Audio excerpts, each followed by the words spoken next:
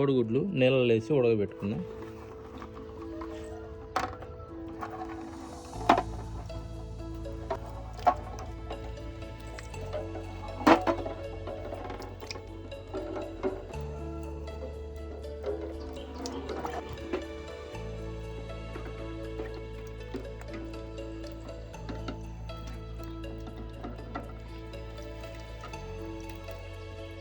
గల్లుప్పు వేసుకుందాం.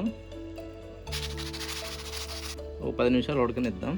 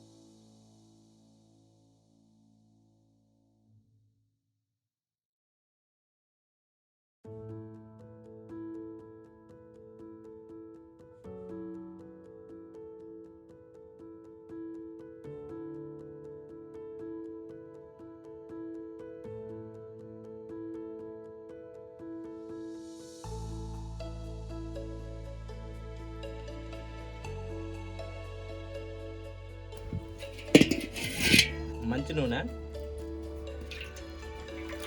బిర్యానీ ఆకులు, సాజీరా, చెక్క, లవంగ, ఇలాచీ, స్టార్ ఇవన్నీ కలిసి మసాలా దినుసులు, కట్ చేసుకున్న సీలికలుగా కట్ చేసుకున్న పచ్చిమిరపకాయలు, కట్ చేసి పెట్టుకున్న ఉల్లిపాయలు,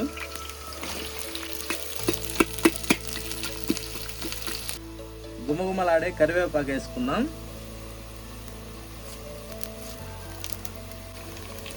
అల్లం వెల్లుల్లి పేస్టు, కొద్దిగా అంతా చిటికెడు పసుపు వేసుకుందాం.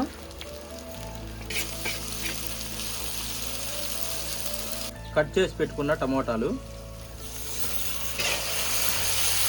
రుచికి సరిపడా సాల్ట్ వేసుకుందాం. ఇదేసి టమోటాలు తొందరగా మగ్గుతాయి. కొద్దిసేపు మగ్గనిద్దాం.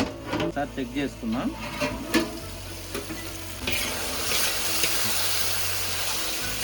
కొద్దిగా అంత మగ్గాయి. కారం,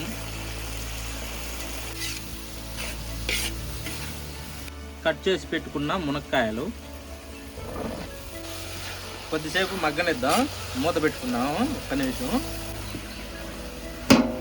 చెక్ చేసుకుందాం. సూపర్, మంచి స్మెల్ వస్తుంది. ఇప్పుడు ఉడకబెట్టుకున్న కోడిగుడ్లు అందులో వేసుకుందాం. వీటిని చెదిరిపోకుండా కలుపుకోవాలి నిదానంగా, ఎందుకంటే బాగా ఉడుకున్నాయి కదా, చెదరకుండా కలుపుకోవాలి.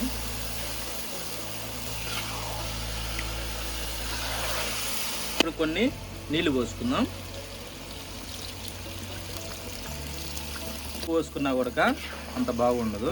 ఇప్పుడు ఏంటంటే మునక్కాయలు అవన్నీ బాగా ఉడికి కూర చిక్కగా వచ్చేందుకు బాగా పనిచేస్తుంది. ఒక్క 2 నిమిషాలు ఆ నీళ్ళన్నీ ఇనికినాయి అంటే కూర సూపర్గా ఉంటుంది. ఆ తర్వాత వేసుకుందాం. ఓకేనా? ఒకసారి చెక్ చేసుకుందాం కూర ఎంతవరకు ఉడికిందో. Wow, nice. ఓకే, సగభాగం వరకు ఉడికేసింది. మునక్కాయలు ఇంకొద్దిగా ఉడకాలి. మునక్కాయలు ఇంకొద్దిగా ఉడికినాయి అంటే ఎక్సలెంట్ ఉంటుంది కూర. ఈలోపు కొన్ని మసాలాలు ఉన్నాయి, వేసుకుందాం. సరేనా? కొద్దిగా గరం మసాలా వేస్తున్నాను. మీకు కావాలంటే ఎక్కువ స్పైసీ కూడా వేసుకోవచ్చు. ఓకేనా ఫ్రెండ్స్? ధనియాల పౌడరు. హాయ్ ఫ్రెండ్స్, ఇక చూడండి ఎంత బాగున్నాయో. మునక్కాయలు కూడా పూర్తిగా ఉడకకుండా ముక్కలు బాగా ఉడకాల. తర్వాత ఇంకొద్దిగా ఉడికితే సరిపోతుంది, పూర్తిగా ఉడకని అవసరం లేదు. కాకపోతే ఒకటి మాత్రం మర్చిపోకండి ఫ్రెండ్స్, మన ఛానల్ని సబ్స్క్రైబ్ చేయండి ఫ్రెండ్స్. లైక్ కొట్టి షేర్ చేసి ఛానల్ సబ్స్క్రైబ్ చేయడం మాత్రం మర్చిపోకండి ఫ్రెండ్స్. ఓకేనా ఫ్రెండ్స్? చూడండి ఫ్రెండ్స్, ఇది కొత్తిమీర, కొద్దిగా 4 రెబ్బలు పుదీనా, ఇవి 2 వేసుకుంటే మంచి స్మెల్ వస్తుంది కూర. అంతే.